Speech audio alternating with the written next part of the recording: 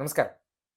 Violinist ബാലഭാസ്കറിന്റെ വിയോഗത്തിന് ശേഷം 5 വർഷം പൂർത്തീകരിക്കുമ്പോഴാണ് ആ വിവാദവുമായി ബന്ധപ്പെട്ട് കഴിഞ്ഞ ദിവസം ഭാര്യ ലക്ഷ്മി മനോരമ ചാനലിനോട് ആ സംഭവ വികാസത്തെക്കുറിച്ചും അതിനുശേഷമുള്ള മെന്റൽ ട്രോമയെക്കുറിച്ചെല്ലാം തുറന്നു പറഞ്ഞത്. കുറച്ച് മനുഷ്യത്വമുള്ളവർക്കെല്ലാം ആ വാക്കുകൾ കേൾക്കുമ്പോൾ അവരുടെ ആത്മാർത്ഥതയെക്കുറിച്ചും ആ വിഷയത്തിനോട് പുലർത്തുന്ന നീതിയെ സംബന്ധിച്ചൊക്കെ മനസ്സിലാക്കാൻ കഴിയും. അത് മനസ്സിലാക്കാൻ കഴിയണമെന്നുണ്ടെങ്കിൽ അതിന് വേണ്ടത് ഈ മലർനാടൻ ഷാജൻ കറിയ മനസ്സല്ല. ആ മസാല മനസ്സിൽ കേൾക്കുന്നവർക്കോ കാണുന്നവർക്കോ ആ വാക്കുകളുടെ ആന്തരിക സ്പന്ദനം മനസ്സിലാക്കാൻ പറ്റണമെന്നില്ല. ഇവിടെ പലർക്കും എന്തും ഏതും വിവാദമാണ്. കാര്യം ആ വിഷയവുമായി ബന്ധപ്പെട്ട് ചിലയിടങ്ങളിലൊക്കെ ഒളിഞ്ഞും തെളിഞ്ഞും പറഞ്ഞു കേൾക്കുന്നുണ്ട് ബാലഭാസ്കറിന്റെ മരണത്തിന് ലക്ഷ്മി ഉത്തരവാദിയാണെന്ന്. എത്ര മനുഷ്യത്വമില്ലാത്ത മനുഷ്യരാണ്. അവരെയും കുറ്റം പറഞ്ഞിട്ട് കാര്യമില്ല. ഈ നാട്ടിലെ ചിലർ അങ്ങനെ കുറെ തെറ്റിദ്ധാരണകൾ ആൾക്കാരുടെ ഇടയിലേക്ക് ഇഞ്ചക്ട് ചെയ്യുകയാണ്. ഇല്ലാത്തത് ഉണ്ട് എന്ന് ചിലരെല്ലാം പെട്ടെന്ന് പൊട്ടി താഴെ ഇറങ്ങി ഈ ഒരു വിഷയത്തെ കിട്ടിയതോടുകൂടി ഇവർ ഈ സമൂഹത്തിന്റെ എന്തോ രക്ഷകരാണ്. ആ രക്ഷക പരിവേഷത്തിന് വേണ്ടി ഒരു കിട്ടിയ അവസരത്തിൽ കുറച്ച് പേരെടുക്കാം, മാപ്രകളുടെ വാർത്താ കച്ചവടത്തിന് വല്ലാത്ത സ്പേസ് കിട്ടും എന്ന നിലയ്ക്കാണ് പല പല പേരുകളിലുള്ളവർ ആ കുടുംബത്തെ വേട്ടയാടാൻ ഇറങ്ങിത്തിരിച്ചത്. ആ അഭിമുഖം കണ്ടു തീർത്തപ്പോൾ മനസ്സിലാക്കാൻ കഴിഞ്ഞൊരു കാര്യമുണ്ട്. ബാലഭാസ്കറും ലക്ഷ്മിയും തമ്മിലുള്ള ബന്ധം എത്രത്തോളം തീവ്രമായിരുന്നു എന്നുള്ളതും ആ ഒരു അപകടത്തിന് തൊട്ടു മുന്നോടിയായിട്ട് അർജുൻ എന്ന വ്യക്തി, അല്ലെങ്കിൽ അർജുൻ എന്ന് അവർ ജോലി കൊടുത്ത ഒരു വ്യക്തിക്ക് ഏതോ ഒരു സാഹചര്യത്തിൽ നിയന്ത്രണം നഷ്ടപ്പെട്ടതിന്റെ അടിസ്ഥാനത്തിലാണ് ഈ അപകടം ഉണ്ടായിരിക്കുന്നത്. പിൻ സീറ്റിലായിരുന്ന അദ്ദേഹത്തിനും മുൻ സീറ്റിലിരുന്ന ലക്ഷ്മിക്കും ഗുരുതരമായി പരിക്കേറ്റു. നിർഭാഗ്യവശാൽ ലക്ഷ്മിയുടെ മടിയിലിരുന്ന കുഞ്ഞും ബാലഭാസ്കറിനും ഗുരുതരമായി പരിക്കേറ്റതിന്റെ അടിസ്ഥാനത്തിൽ ജീവൻ നഷ്ടപ്പെടുന്ന സാഹചര്യമുണ്ടായി. ഇതിനുശേഷമാണ് പലതരത്തിലുള്ള വിവാദങ്ങൾ. അതായത് നമ്മുടെ നാട്ടിലെ കുറെ ഓൺലൈൻ മഞ്ഞക്കാരുണ്ടല്ലോ, എന്തിനെ ഏതിനെയും മസാലയും കൂടി ചേർത്ത് വിറ്റഴിച്ച് ഇവനൊക്കെ പണമുണ്ടാക്കുന്ന പരിപാടി. അതിന്റെ അടിസ്ഥാനത്തിലാണ് ഇല്ലാത്ത സകലമാന കഥകളും ഊതിപ്പൊരിപ്പിച്ച് പുറത്തേക്ക് വിട്ടതും. അതിന് അതേ മസാല മനോഭാവമുള്ള കുറെ മനോരോഗികളെ കൊണ്ടിരുത്തി വായി തോന്നിക്കുന്നത് പറയിപ്പിച്ച് ബാലഭാസ്കറിന്റെ കുടുംബത്തെ പോലും തെറ്റിദ്ധരിപ്പിച്ചുകൊണ്ടും ഒരു മകൻ നഷ്ടപ്പെട്ട അച്ഛനും അമ്മയ്ക്കും സ്വാഭാവികമായിട്ട് ഇതൊക്കെ കേൾക്കുമ്പോൾ ശരിയാണോ എന്നുള്ള സംശയം ഉണ്ടാകും. അങ്ങനെ തന്നെയാണ് ഈ സമൂഹത്തിന്റെ ഇടയിൽ കുറെ ഏറെ പേരും ഈ വായ്ത്താരികളെ കേട്ടിട്ടും ഈ മനോരോഗികളെ കേട്ടിട്ടൊക്കെ അങ്ങനെ ഒരു തെറ്റിദ്ധാരണ ഉണ്ടാക്കിയിരിക്കുന്നത്.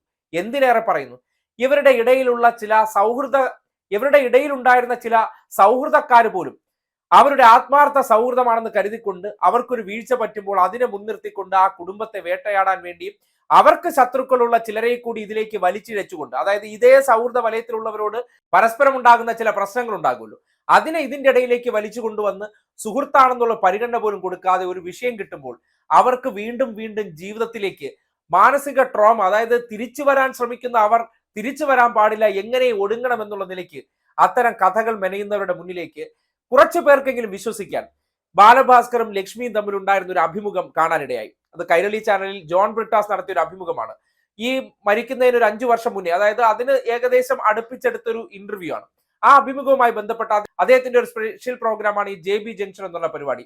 ആ പരിപാടിക്കിടയിൽ ബാലഭാസ്കർ പറഞ്ഞ ചില സ്റ്റേറ്റ്മെന്റ്സ് ഉണ്ട്. അതായത് എങ്ങനെയായിരുന്നു ലക്ഷ്മി തനിക്കെന്നും തന്റെ സ്വഭാവത്തെ ലക്ഷ്മി എങ്ങനെ അഡ്ജസ്റ്റ് ചെയ്തു എന്നതിനെ സംബന്ധിച്ചൊക്കെ അദ്ദേഹം തുറന്നു പറയുമ്പോൾ അവർക്കിടയിലുള്ള ആത്മബന്ധം എത്രത്തോളം ദൃഢമായിരുന്നു എന്ന് ആ വാക്കുകൾ തെളിയിക്കുന്നുണ്ട്. ഇതൊന്നും ചിലർക്കൊരു പ്രശ്നമല്ല. പക്ഷെ ഇത് എന്തിനു കാണിക്കുന്നു എന്ന് പറഞ്ഞാൽ കോപ്പിറൈറ്റ് ഇഷ്യൂ ഉണ്ടോ എന്ന് പോലും അറിയില്ല. എന്നിരുന്നാൽ പോലും സമൂഹത്തിന്റെ ഇടയിൽ ഒരു നിരാലംബയായ നിരപരാധിയായ ഒരു സ്ത്രീയെ ഒരു അപകട മരണത്തെ വക്രീകരിച്ചുകൊണ്ട് മെന്റൽ ട്രോമ കൊടുക്കുന്നു എന്ന് തിരിച്ചറിഞ്ഞതിന്റെ അടിസ്ഥാനത്തിലാണ്. ഒന്ന് കേട്ടുവരും. 4 ചുവരുകൾക്കുള്ളിൽ ജീവിച്ചത് അവർ രണ്ടുപേരുമാണ്. പരസ്യമായ ഒരു അഭിമുഖത്തിനിടയിൽ ആ ജീവിതത്തിന്റെ സൈക്കോളജിയെക്കുറിച്ചും കെമിസ്ട്രിയെക്കുറിച്ചും പറയുന്നതും അവരാണ്. പക്ഷെ ഇന്നിപ്പോ പലർക്കും പല കഥകളായി. അച്ഛന്റെ അമ്മയുടെ ദുഃഖത്തെ മുൻനിർത്തിയും ആരൊക്കെയോ സന്ദർശിച്ചതിനെ സംബന്ധിച്ചും ഒരു ഫോൺ ഒരാളുടെ കൈവശം ഇരുന്നതിനെ സംബന്ധിച്ചും ഇതെല്ലാം ചിലരുടെ മനോമുകുളങ്ങളിൽ വരുന്ന കഥകളെ അടിസ്ഥാനപ്പെടുത്തി അങ്ങ് നെയ്ത് കൂട്ടുകയാണ്.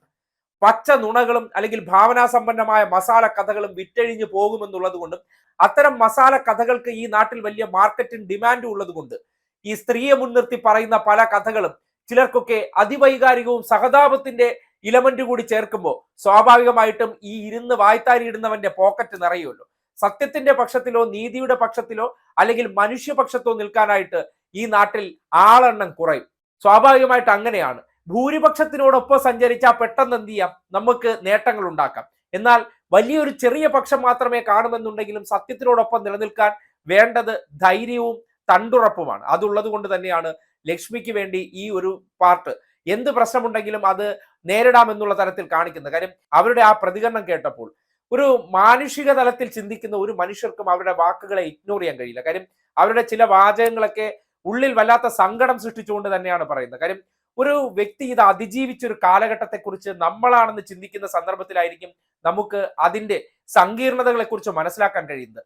ആ സങ്കീർണമായ സന്ദർഭം കടന്നു വരുന്നതിനിടയിലാണ് കൂട്ടുകാരായിട്ട് നിന്നു എന്ന പേരിലൊക്കെയും ബാലഭാസ്കറിന്റെ ഏറ്റവും അടുക്കൽ നിന്ന ചിലരൊക്കെ ഇന്ന് ആ ഒരു പേര് ഉപയോഗപ്പെടുത്തിക്കൊണ്ട് തന്റെ വ്യക്തിവൈരാഗ്യം തീർക്കാൻ വേണ്ടി ആ സ്ത്രീയെ കൂടി വലിച്ചിഴച്ചുകൊണ്ട് ബലിയാടാക്കുന്ന ഒരു അവസ്ഥയുണ്ടല്ലോ.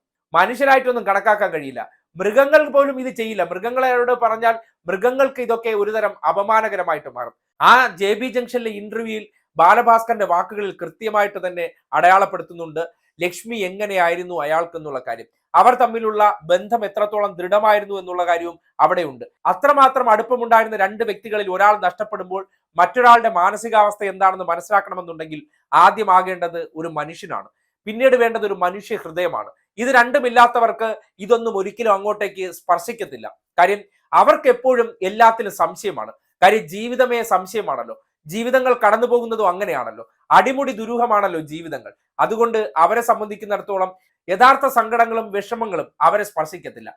ഉടായ്പകളാണോ അതിനോടൊപ്പം നിന്നുകൊണ്ട് ഹൈലൈറ്റ് ചെയ്യുന്ന മനോഭാവങ്ങൾ. അതുകൊണ്ട് അത്തരം ആൾക്കാരെ ഇഗ്നോർ ചെയ്യേണ്ടതുണ്ട്. അതിനി ഏത് തരം സുഹൃത്താണെങ്കിലും ശരി, എത്ര അടുപ്പത്ത് നിന്നവനാണ്, അല്ലെങ്കിൽ എത്രമാത്രം ആത്മബന്ധമുണ്ടെന്ന് പറഞ്ഞാലും ഈ സന്ദർഭത്തിലൊക്കെ അവരെ കരിവാരിത്തേക്കാനും അവരെ ആക്ഷേപിക്കാനും ഇറങ്ങി പുറപ്പെടുന്നുണ്ടെങ്കിൽ അവന്മാരെയൊക്കെ യൂദാസിന്റെ പട്ടികയിലോ അല്ലെങ്കിൽ കുലംകുത്തി പട്ടികയിൽ മാത്രമേ ചേർക്കാൻ കഴിയുള്ളൂ. ആ ഒരു അഭിമുഖം ഈ സന്ദർഭത്തിൽ തന്നെ കാണിച്ചു വെക്കുന്നതും അത്തരം ചില പരാമർശങ്ങൾ കേൾക്കേണ്ടി വന്നതുകൊണ്ടാണ്. എന്തായാലും ബ്രിട്ടാസിന്റെ ഇന്റർവ്യൂവിൽ ബാലഭാസ്കറും ലക്ഷ്മിയും തമ്മിലുള്ള ബന്ധത്തിന്റെ ദൃഢതയുണ്ട്.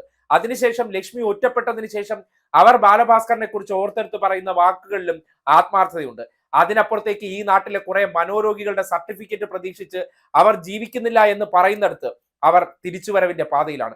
അത്തരം മനോരോഗികൾ ഒരു അച്ഛനെയോ അമ്മയോ എടുത്തു കാട്ടി അവരെ ഉള്ളിലേക്ക് സംശയങ്ങൾ കുത്തിനിറച്ച് ഒരു മകൻ നഷ്ടപ്പെട്ട വേവലാതിയിൽ നിൽക്കുന്നവരെ ഇതുപോലെ തെറ്റിദ്ധരിപ്പിച്ച് ഒരു ഒറ്റപ്പെട്ടു പോയ ജീവിതത്തിൽ അത്താണിയായിരുന്നവർ മുഴുവൻ നഷ്ടപ്പെട്ട് അവർ ഇരുളടഞ്ഞ ജീവിതത്തിൽ നിന്ന് ചെറിയൊരു വെളിച്ചത്തിലേക്ക് വേണ്ടി നടന്നെടുക്കുമ്പോൾ തകർക്കാൻ ശ്രമിക്കുന്ന ഒന്നിനെയും മൈൻഡ് ചെയ്യേണ്ട കാര്യമില്ല. അതൊക്കെ മനുഷ്യ മൃഗങ്ങൾ എന്നതിനപ്പുറം മറ്റൊരു പേരിട്ട് വിളിക്കാനും കഴിയില്ല എന്ന് പറയേണ്ടി വരികയാണ്.